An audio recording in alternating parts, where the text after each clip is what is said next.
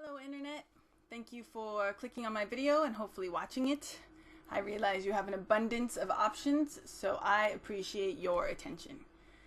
This is a kind of response to Tim Minchin's beat poem Storm, which I strongly suggest everyone go out and watch, not only because it's awesome, but it will make my whole little rant here make that much more sense. This poem is entitled, "I think you're right, Mr. Minchin, but that's no reason to be a jerk." Left parentheses, which being a self-aware individual, I know that you know. I just wanted to use your beat. Open bracket, cheers, close bracket, right parentheses. You say you would like to hang out with Dawkins. I confess I'd rather chill out with Hawking, and not just to listen to his cool robot voice. He's my choice because he's on Star Trek and Simpsons, while Rick puts his dick in Mr. Garrison on South Park. My snark means no disrespect. To elect to make science digestible, that as well. And I wish him the best, but protest his incessant decision to speak with derision of anyone unconvinced. I wince when I think how, right now, when words like bipartisan and respectful discourse and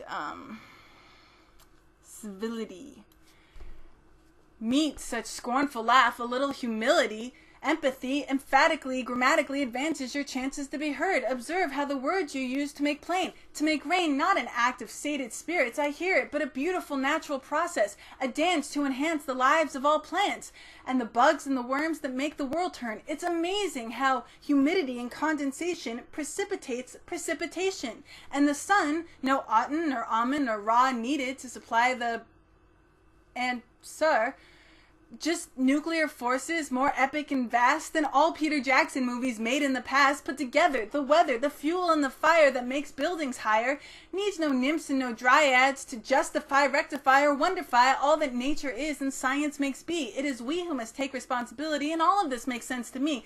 And before I totally lose my train, I'll refrain, resubmit, and complain that you would help your cause if you pause and think of a better term to make learn those who cause you concern, instead of plugging their ears with your quips and your jeers. Yes, some people voluntarily choose to abuse their right to amuse us with their stupidity. The rapidity at which human beings assert their need to feed is only matched by our stubborn refusal to take a perusal down someone else's views, even when they're rational. We'll cash in all our chips and dismiss based on our own preconceptions. No need to mention the war and atrocity with stunning velocity begun and maintained because they thought different than us.